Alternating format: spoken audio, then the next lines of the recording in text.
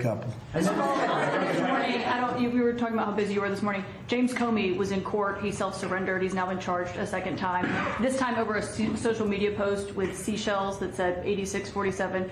Do you really think that he was endangering your life or threatening your life with that? Well, if anybody knows anything about crime, they know 86. You know what 86? It's a mob term for kill him.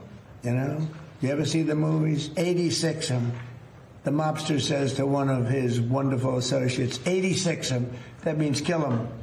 It's, I think of it as a mob term. I don't know, people think of it as something having to do with disappearing, but the mob uses that term to say when they want to kill somebody, they say 86, the son of a gun. I'm trying to keep the language nice and clear. They don't use that term, son of a gun. They use another term. But that's a mob term for kill him. Yeah. But do you really think your life was in danger? Probably. I don't know. You know, based on what I'm seeing out there, yeah, the people like Comey have created tremendous danger, I think, for politicians and others. Comey is a dirty cop. He's a very dirty cop. He cheated on the elections. He tried to help Hillary Clinton, as you know. He dismissed a lot of things that he should have proceeded with.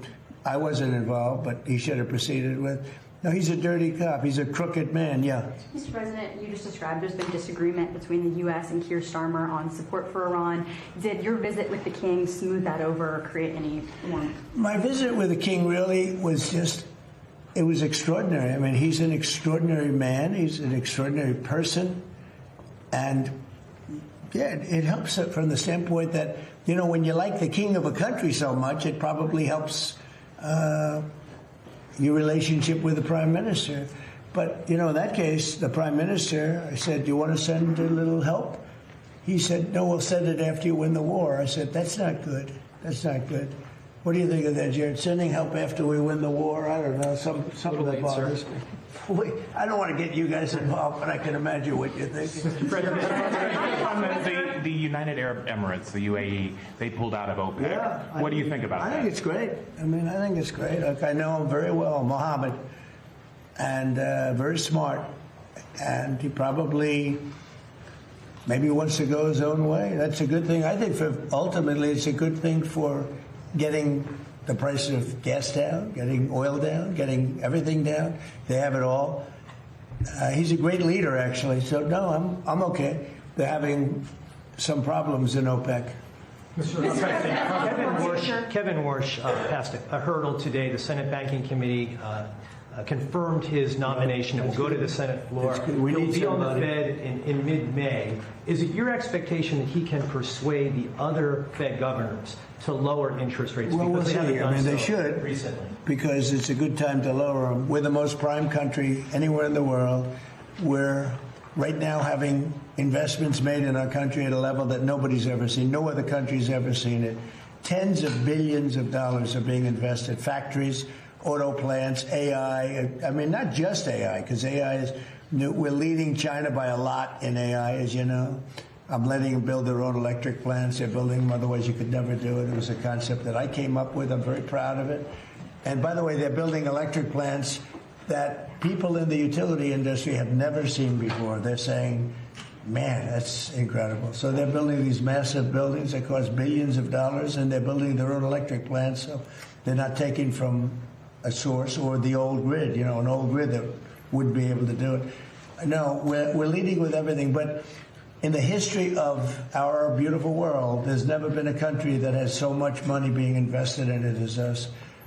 And tremendous number of auto plants, by the way. The auto plants are coming out of Canada, Mexico, Japan, South Korea, Germany. They're all coming to the United States. And the reason is I have a very smart tariff policy. You know, we were taken advantage of for years. We were being ripped off by other countries for years. And those days are over. Yeah, please. Mr. President, regarding Iran, how long are you prepared to maintain the blockade? Could that go several more months?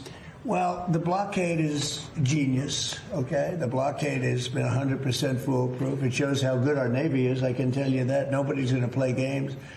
We have the greatest military in the world, and I built much of it during my first term, and we've been building it since. And the greatest anywhere in the world, nobody even close. And you see that, whether it's Venezuela, and they have a good military in Venezuela, but it was over in one day. It was actually over in about 48 minutes.